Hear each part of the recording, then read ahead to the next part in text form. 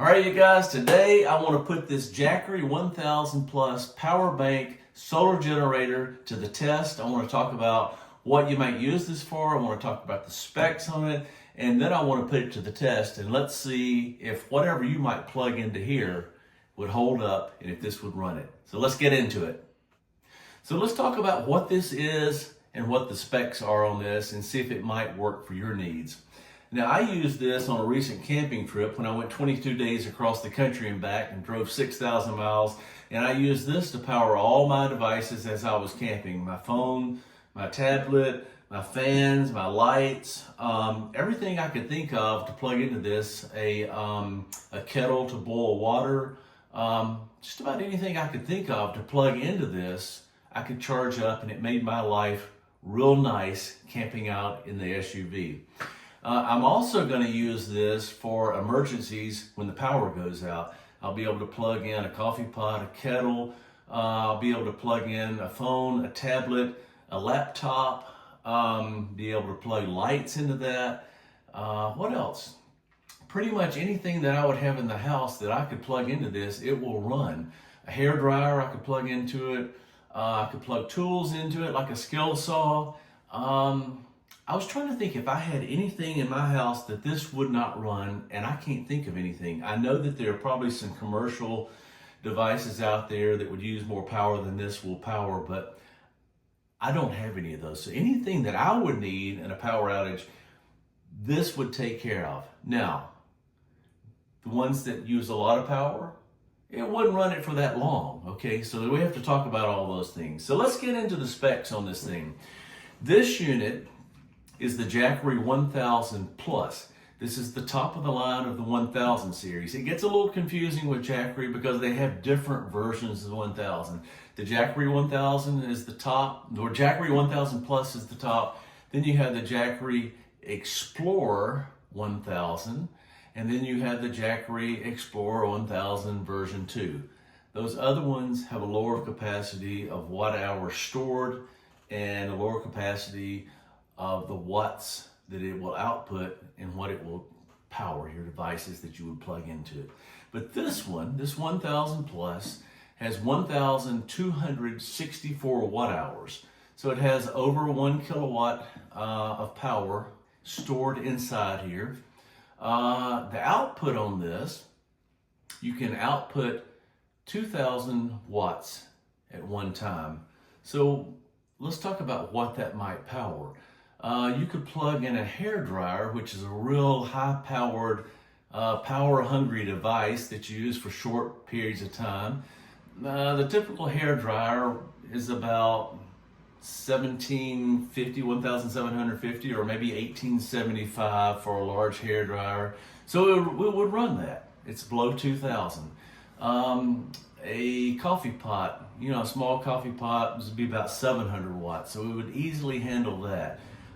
Kettle, I think a lot of kettles are about 1,200 watts. It would handle that. You could plug a refrigerator into this and it would handle. I think a refrigerator typically draws about 700 watts, something like that. What else? You could plug your phone into this. It would charge your phone over and over and over again. You could plug your tablet, your computer, your electric toothbrush, whatever you can think of that you might need charged up when you're out camping or when you're sitting at home iced in during an emergency with no power. Let's see what else. We've got this thing is expandable up to 5 kilowatts. You can plug in up to 800 watts of solar into it to charge it in as little as 2 hours from solar. You could plug it into a wall outlet. Let me show you how that would work. You have a cable. You plug it right into a wall outlet. You can charge the whole thing up in 1.7 hours from a wall outlet. And it plugs in right back here. Okay. You could also plug in back here and use plug it into a 12-volt cigarette adapter in the car. It plugs into the solar panel plug, the DC input back here on the back. and it would charge in 7 hours from the car like that. What else? Let's see. It has a Life PO4 state-of-the-art battery in it. This is the new technology that will last much longer. It will last for 10 years and 4,000 charging cycles. So if you ran it all the way down every day and charged it back up for 10 years, you're good. It comes with a 3-year warranty, and you get an extra 2 years of warranty if you buy it direct from Jackery. Now, I need to say, I'm not sponsored by these folks. I'm not sponsored by anybody. I'm not monetized. I have no reason to plug this other than just sharing my experience about it. What else? Let's see. It comes with an app that you can put on your phone that you can control it with. It will show the input and the output. You can use that via Wi-Fi or through Bluetooth. And you can turn on and off the AC power, the DC power, and it makes it real easy to use. Let's see what else. It's got a super quiet fan. If you plug a heavy load into this, the fan will kick on, but it's pretty quiet. It's less than 30 decibels. It weighs 32 pounds, but I mean, I can carry it pretty easy. I mean, it's heavy, but it's a big power bank, but it's 32 pounds, so it's manageable. I put this behind my passenger side seat, between the two seats, and it rode in the back the whole trip, and it was perfect. Easy to move in and out. What else did I miss there? So it's just, it's the perfect unit for me. You know, the technology on these things is, it just keeps multiplying and increasing and increasing. So, you know, if you had a big van and you were going to an RV and you were going to travel full time, you might want to get the 2000 with a 2000 watt output. But for me, this will power pretty much anything I would want to do with it. If I ever want to put a fridge, freezer, camping combo in my little SUV when I'm traveling, when I'm camping, this would run that easily. So, all right, so let's plug some things into this, and let's see and make sure that it can handle the load we're talking about, that it can handle and power all the things that you might want to plug into it. So let's take a look at the front of this thing and look at all the buttons here and see what's here. First of all, we've got a power button which turns on the LED screen here, which shows that it's at 100%. Zero output right now, zero input. We have a DC port, which is, you know, what some of us from back in the day would call a cigarette lighter port. It's a 12-volt port. You can turn it on and off right here. You have 3 AC outlets, 120 volt up to 2000 watt. Pure sine wave inverter controls these, so you can plug in your electronic devices without any worry. Since it's pure sine wave, you turn that on and off right there.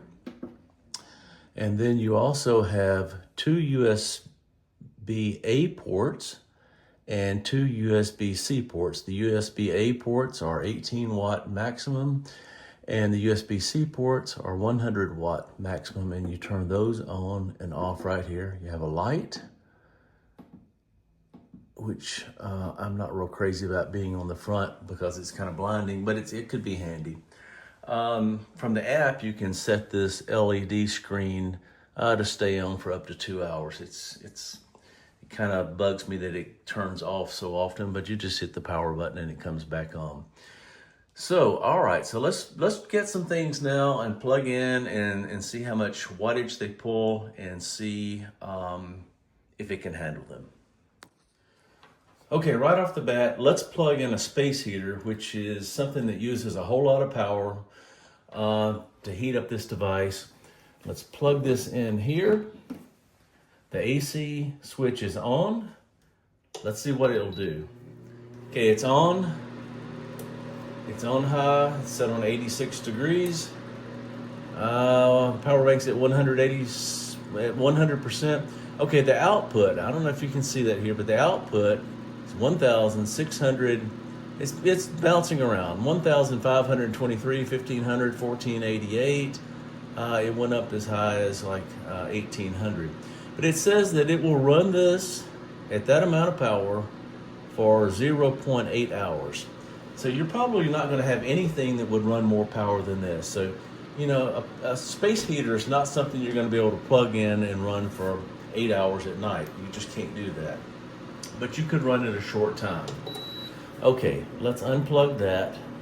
And so it brought us down to 99% pretty quick. You can see it uses a lot of power. Okay, let's try a hair dryer, which will use just as much power, maybe a little more than that heater. Also, a device. This particular hair dryer is 1,875 watts. So let's see what it does.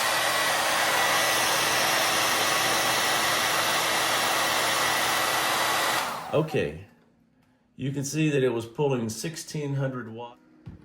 And it dropped down to 0.7 hours. You could not run that for very long. You could also hear that the fan kicked on in the unit.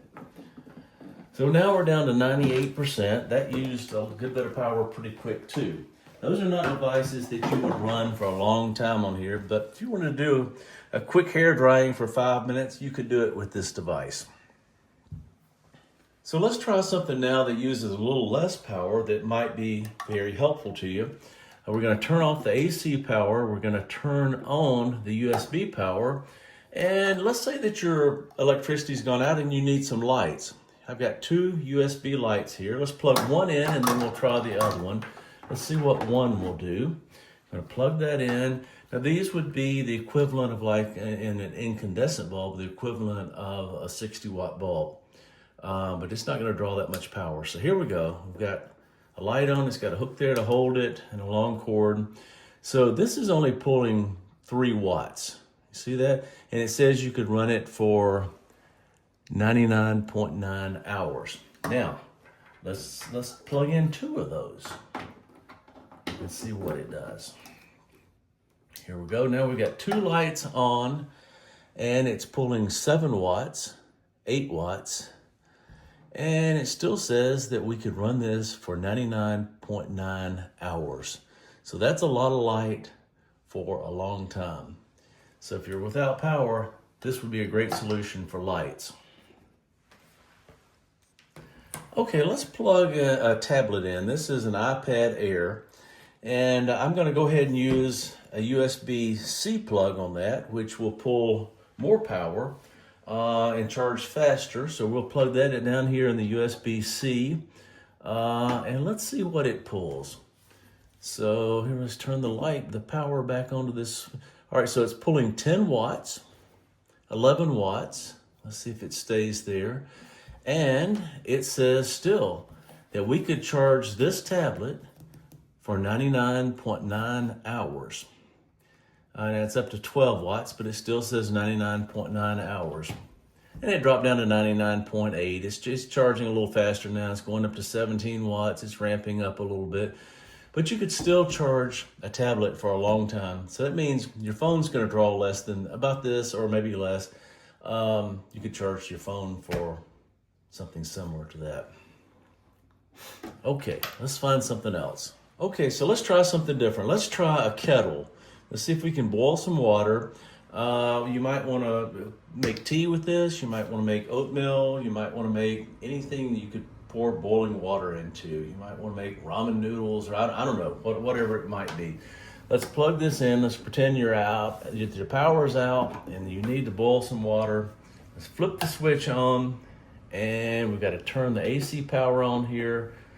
And come on now. There we go. Now it's going. Okay. So this is another energy hog. Anything that has a big heating element in it is going to use a lot of power.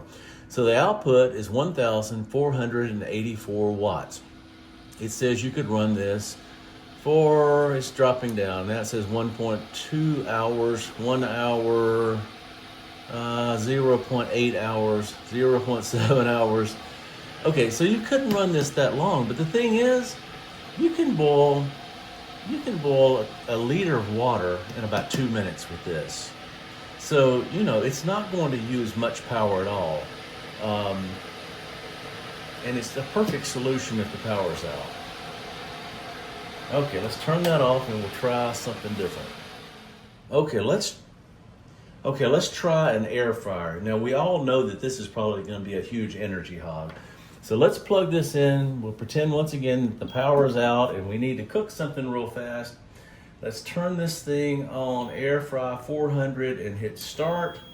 And let's turn the little screen on so we can see what's going on here. It's ramping up. It's the output is 1,277 watts. And let's give it a minute, and it's going to drop down and tell us how long we might be able to run this. So should be about an hour. Let's see what it says there. It's pulling 1,267 watts, and it says we could run it for 0.8 hours. So once again, you know, you're going to cook something for what? 4, 5, 6, 10 minutes in this maybe. So another good solution that would work perfect with this power bank. Let's turn this off and we'll try something else.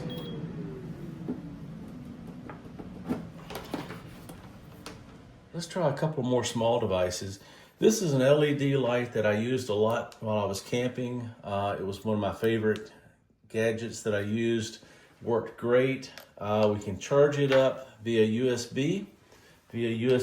So let's plug that in and see what it does. Look at that. It's only pulling in 2 watts. Now this is almost all the way charged. If it were drained all the way down, it would probably pull a little bit more. But it's topping off here at 2 watts, and it says we can charge it for 99.9 hours. I've got a couple fans here. I've got a small fan here. Let's plug that in. This is a fan light combination, and it has lights, moving lights, moving air around in the vehicle or in your tent or whatever you're using it for. So it is, well, it was pulling 1 watt. Now it's pulling none. Let's turn everything on here and see if we can get it to draw. It's pulling in 2 watts. It says we could charge it for almost 100 hours. And I think the big fan is going to be exactly the same. Let's try it. Let's turn everything on and turn the screen back on here. This one is pulling 5 watts, but again, we can charge this for almost 100 hours. So you could see that, you know, we could plug a lot of different things in at the same time. As long as our wattage output does not exceed 2,000 watts, we could plug multiple things in here. We could plug a kettle in pulling 700 watts. We could plug a phone in pulling, 15 watts. You could plug a lamp or 2 in. You could plug your fans, anything you could think of. As long as it doesn't exceed 2,000 watts there, you're good to go. Now, if you've got a heater plugged in here that's pulling 2,000 watts, you couldn't plug anything else in there. But I don't think we've plugged in anything that drew more than 1,800 watts here. So we had some room to go, since this will put out 2,000 watts. So one final important experiment. I have plugged in my side-by-side refrigerator freezer. I've opened the doors so that it will kick on and need power. This refrigerator and freezer combination right now is, it went up to 205 with the doors open. Now it's at 171. It will cycle back down in just a few minutes and not use that much power. But right now, let's see. And now we're back down to 0. So it cycles on and off. So it says that we could run it for 9-12 hours. Let's open the door again and see. There it drops, it jumps back up. So a refrigerator cycles on and off. But it actually doesn't use as much power as you might think. So you could, if you had a power outage, you could probably keep your refrigerator and your freezer going for several hours. Maybe I need to do a longer experiment and another video for that. But anyway, that gives you an idea that this could really be a big help in an emergency. Well, I hope that gives you an idea of what this will and what it won't do, and how it might meet your needs and how it might not. It was perfect for me. It was perfect for camping, and it would be a perfect device to get me through a tough spot if the power went out. It wouldn't run a heater for very long to keep me warm, but it would certainly keep the phone going. It would keep the lights going. And I might be able to make some tea or some coffee and dry my hair. So that would be a big help other than sitting here in the cold shivering, right? So anyway, well, I hope you're all having a good day. I hope that review was helpful, and I enjoyed sharing it with you. And again, I don't make anything off of this. I'm not sponsored by these folks, and I'm not monetized. Just sharing my thoughts and experiences.